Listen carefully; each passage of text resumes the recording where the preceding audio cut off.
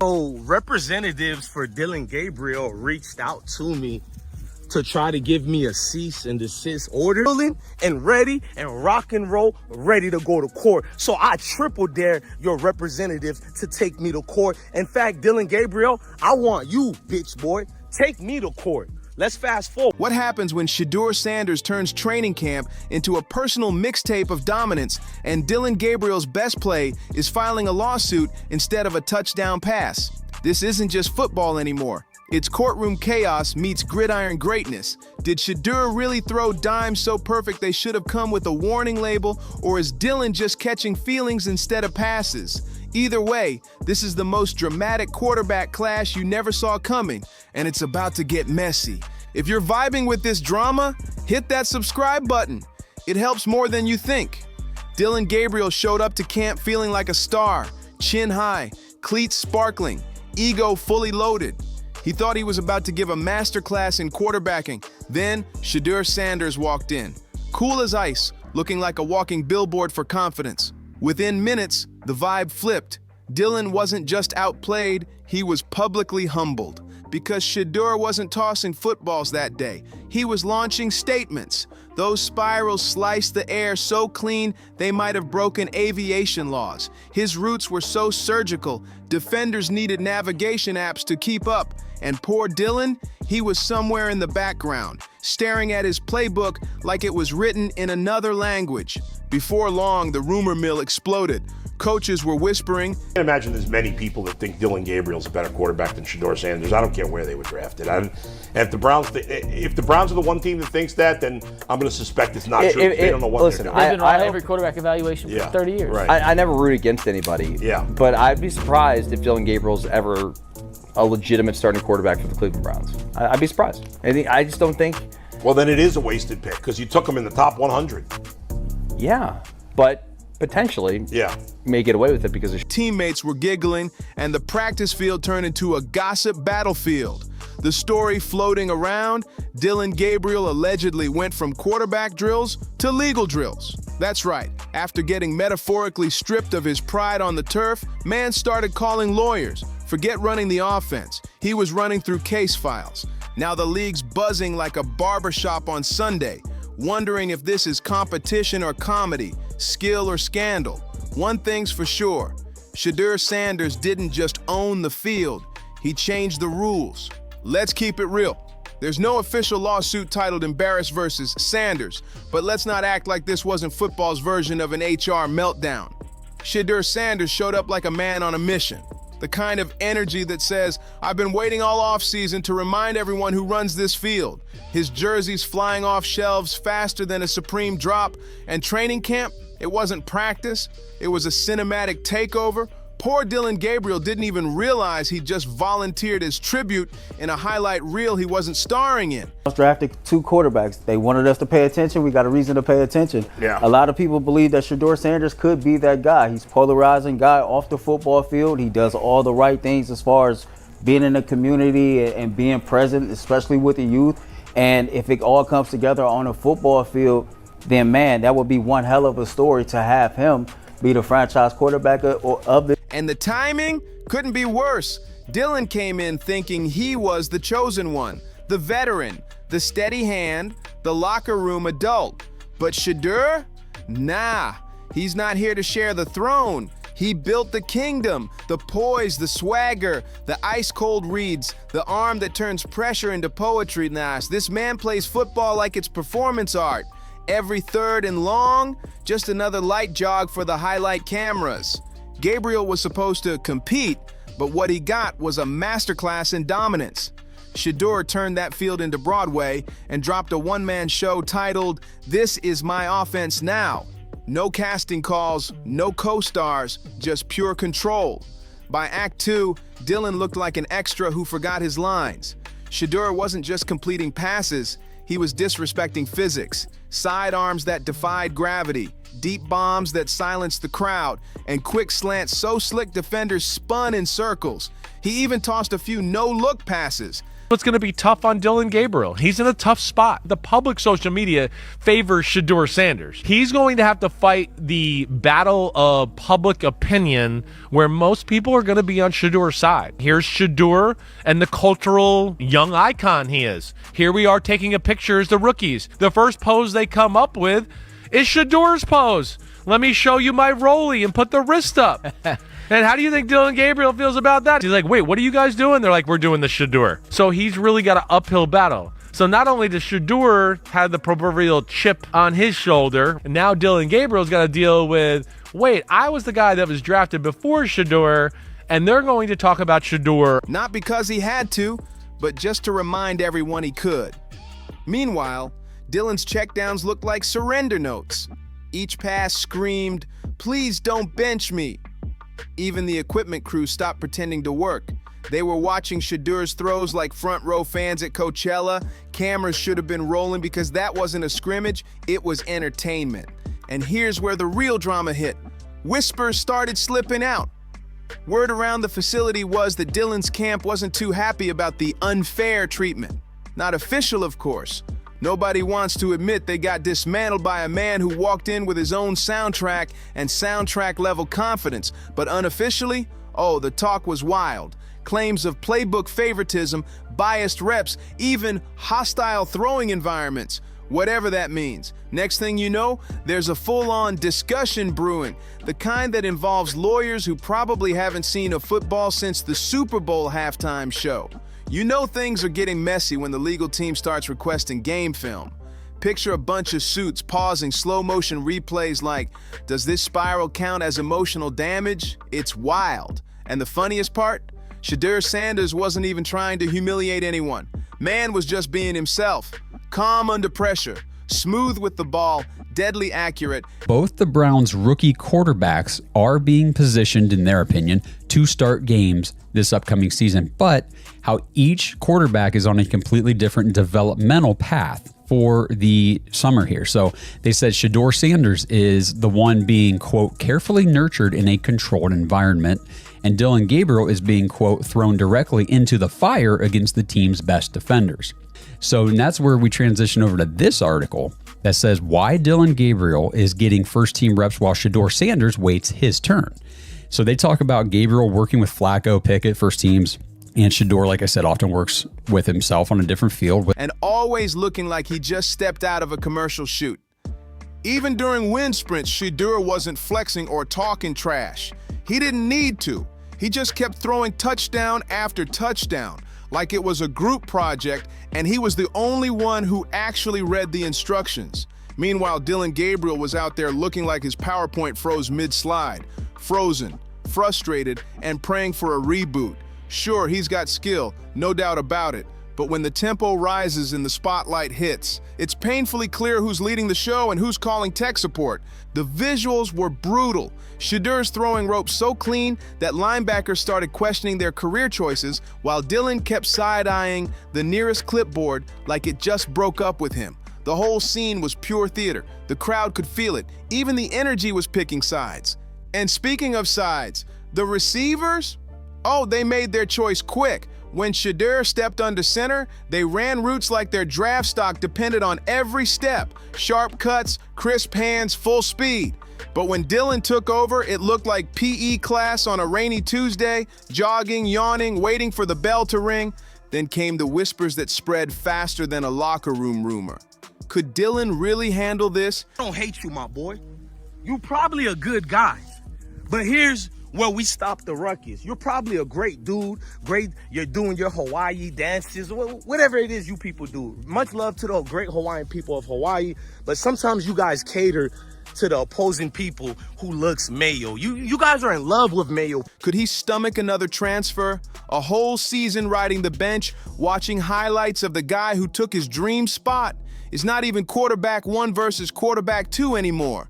Dillon's somewhere below that, in a category called quarterback-ish. At some point, everyone started asking the same question. Why is Dillon still here? But here's the real kicker. It's not just that Shedeur outplayed him. It's how he did it. With that effortless swagger, that calm confidence that says, I've been that guy and I'm only getting better. It's a very interesting situation. And again, here we go. Browns fans, we find ourselves in a situation where a player or two on the team can just completely divide the fan base. And one thing that I am getting sick and tired of already, and I'm going to bitch about this and fight people on this tooth and nail forever, it seems like. Just because I post something positive about Dillon Gabriel does not mean I hate Shedeur Sanders. And just because I post something about Shedeur does not mean I hate Dillon Gabriel. I actually believe that it's okay to support both rookie. This wasn't luck. This wasn't a good day. This was a clinic in domination, and Dillon had front row seats for every single snap. By the end of practice, the scoreboard didn't even matter. The real score was written all over the faces of the players watching Shedeur cook. Even the defense, those big tough guys, were walking off the field looking like they'd just been spiritually baptized by a football demon. And poor Dillon, he looked like he was mentally drafting a cease and desist for excessive excellence. The man was out there losing confidence by the minute while Shedeur was gaining momentum like a storm. Now, let's be real. Legal action might be a stretch, maybe just locker room gossip gone wild. But in today's viral world, rumors move faster than a 4.3 40. The moment this story hit the locker room, the internet did what it does best, blew it up. Suddenly, Twitter was flooded with memes, TikTok had slow-motion edits of Shedeur's throws set to dramatic music, and over on Reddit, someone was already posting courtroom sketches like this was a quarterback custody trial. The captions were savage. You can have the short routes, Dillon, but the deep balls? Sole legal possession, Shedeur Sanders. By day 3 of training camp, it wasn't even about football anymore. It was a cultural event. Shedeur had turned drills into cinema, reps into art. Dillon Gabriel, you a crybaby. Go cry in the corner. You want to storm off of the field because Shedeur, Mr. Legendary, you hear me? He beat you out to get the first team reps. You hear me? Understand, he started from 4th team reps, to 3rd team reps, to 2nd team reps. Now he first team reps. Yeah, you was recruiting all your little linemen and making your own little alliance. You hear me? Ain't no telling what you was telling them folks that was agreeing with the alliance with you. You hear me? But this is why the Browns organization and confidence into a trending topic. Meanwhile, Dillon was trending too, but not for the right reasons. His name became a punchline in the same clips that made Shedeur look unstoppable. So now the million-dollar question. If Shedeur Sanders is already rewriting the script during practice, what happens when the real games begin? When the lights blaze brighter, the cameras roll non-stop, and the scoreboard isn't just metaphorical anymore? The world's about to find out who's ready for prime time and who's just trying to survive it. Let's be real. Dillon Gabriel's biggest battle isn't against Shedeur's stats, it's against his momentum. You can't file a motion to dismiss a man who just turned training camp into a Netflix-level sports documentary. Shedeur isn't just quarterback 1, he's the entire trailer, the marketing campaign, and the after-credits scene. Unless Dillon's legal team can dig up some obscure statute that limits humiliation caused by pure arm talent, this season's looking like a long, quiet stretch of sideline clipboard duty and polite clapping from the shadows. Meanwhile, Shedeur keeps doing what he does best, dropping dimes, dodging drama, and reminding everyone that greatness isn't always earned. Sometimes it's inevitable. But just when you thought Dillon Gabriel had accepted his fate as background noise in the Shedeur Sanders highlight universe, he decides to pull a plot twist. Forget subtle, no cryptic captions, no vague quotes. This man allegedly went full courtroom mode. Apparently getting outplayed in practice wasn't just a bruise to the ego. They said Dillon Gabriel was looking better at practice than Shedeur Sanders, but they straight lied. Mind you, you just seen how he threw the ball, bro. He put all his effort into that throw, and it was only 20 yards down the field. Now, let me show you Shedeur Sanders, bro. Somebody that's outplaying him by a mile, bro. It's not even close. Meanwhile, while Dillon Gabriel struggling, you feel me? Shedeur Sanders down the field looking like Tom Brady? You said he didn't have an arm? Like, bro, just look at the difference between him in the pocket, how poised he looks, how professional he looks. He looks like... It was an actionable offense. Somewhere in a law office right now, a confused attorney probably picked up the phone to hear, "Yes, I'd like to sue for being publicly out-quarterbacked." You can almost hear the disbelief. And the crazy part, by doing that, Dillon just confirmed every concern fans already whispered about. The shaky arm strength, the slow reads, the panic under pressure. If anxiety were a quarterback trait, this man would have been a first ballot Hall of Famer. You could see the effort, sure, the man was trying. But when effort meets execution, the difference becomes painful. Every throw looked like hesitation wrapped in hope. Meanwhile, Shedeur's standing there on the sideline, calm as ever, like the football version of Thanos, watching chaos unfold and silently thinking, whenever you're done, I'll take it from here. And the fans, oh, they're not quiet about it. Comments telling me how Dillon Gabriel has this superb accuracy and how he has a higher QB IQ than Shedeur Sanders. Bring y'all asses back. So tell me, have y'all been watching the Cleveland Browns minicamp? And have y'all been seeing how Shedeur is out there running circles around Dillon? Have y'all? Every time Dillon misses a pass, the crowd erupts like it's a touchdown. Not for him, but for Shedeur. Every slip-up turns into a standing ovation moment for the golden boy of Colorado. Even the haters, those online critics who've been waiting months to downplay Shedeur's rise, are starting to realize they've run out of excuses. Their whole narrative is collapsing in real time, and you can see the panic. Now they're scrambling, switching stories like a DJ who just skipped a beat at a wedding. Awkward, desperate, and off rhythm. The truth's on full display, and no spin doctor, lawyer, or PR rep can save Dillon Gabriel from what's coming next. Because when a player like Shedeur Sanders starts stacking highlights this early, the rest of the league better start watching. Not to compete, but to take notes. And just like that, the tone flips. Suddenly everyone's saying, well, maybe Dillon just isn't NFL material. Like they didn't spend the whole offseason hyping him up as the transfer portal messiah. All it took was one spotlight moment for the truth to come out, and man, it's brutal, because Shedeur Sanders didn't just outplay Dillon, he exposed the limits.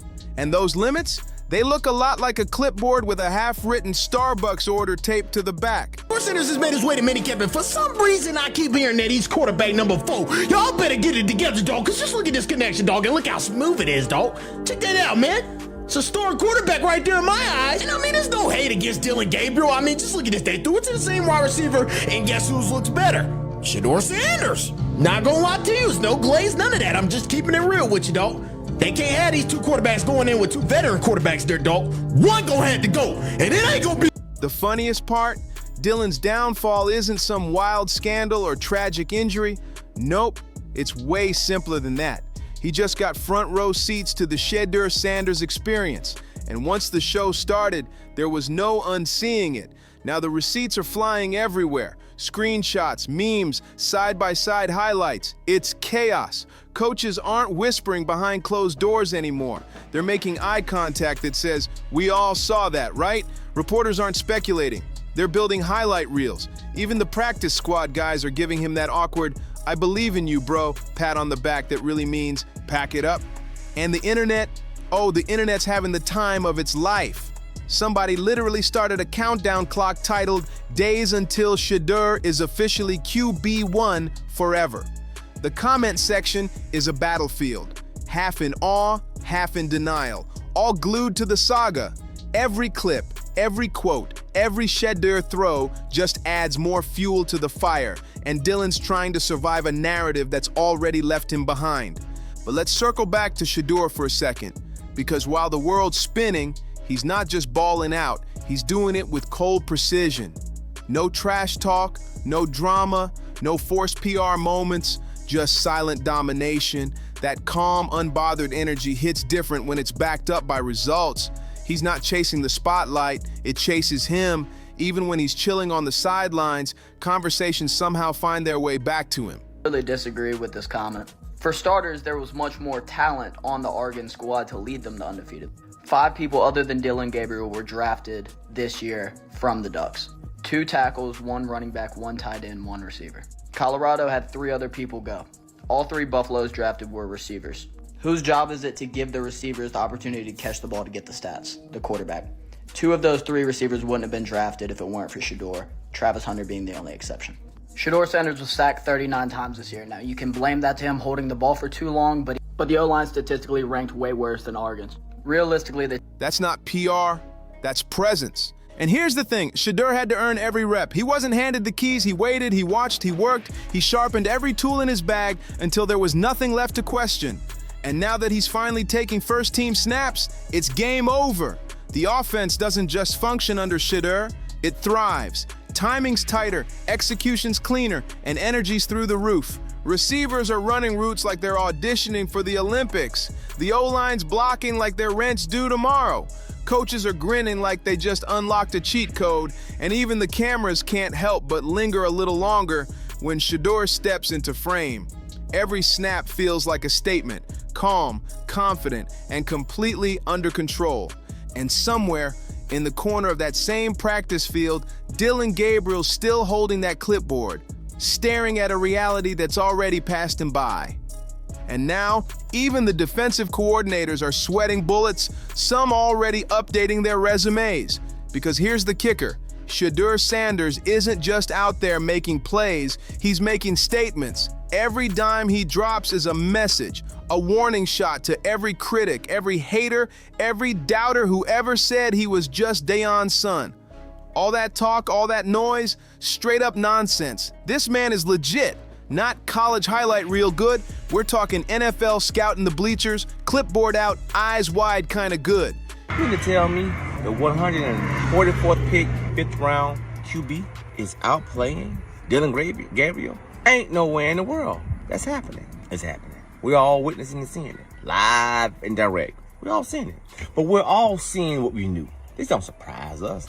Dillon Gabriel, I'm not knocking his game, but he's not even... Did you see him? Have you seen him stand beside Shedeur? Have you? Have you? Because I have. And that's very important. Very important. You want your QBs to see over the line of scrimmage. Just letting y'all know that. To my next point, all this fanfare and hate for the Sanders family. And folks don't realize you all... He's got that rare mix, poise, IQ, and that freaky clutch gene that makes you believe he could convert 3rd and 22 barefoot in a thunderstorm. He's that type of player who makes chaos look calm, pressure look peaceful, and every throw look like it was designed by destiny. And now, even the harshest critics are cracking. They wanted him to choke. They needed him to stumble. But instead, he leveled up. Every rep, every snap, every read turned into art. This isn't just football anymore. This is a public masterclass in quarterback supremacy. Shedeur's rewriting the standard. With every flick of his wrist, he's making history look easy. Meanwhile, Dillon Gabriel's reps, they're starting to feel like courtesy minutes, like someone lost a bet and now has to pretend this competition still matters. Every pass he throws looks like a desperate delay of the inevitable, and everyone knows it. The coaches see it, the players feel it, the fans can sense it. Every time Shedeur steps on that field, it's not just a practice, it's a billboard-sized warning to the entire league. I'm coming. At this point, nobody needs to name him QB1. The decision's already been made in the hearts of the locker room, the stands, and probably even in Dillon's own mind. That's why all the legal drama even came up in the first place. Not because of fairness, but because reality hit too hard to handle. Because when Shedeur Sanders takes that field, the story changes. The crowd shifts. The game bends around him. And every opponent, even the ones who come armed with lawyers, learns the same truth. When Shedeur shows up, it's game over. So if you made it this far, hit that like button, subscribe, share this story with your crew, and we'll see you on the next one. But one thing's clear, Shedeur didn't just win the reps, he won the room.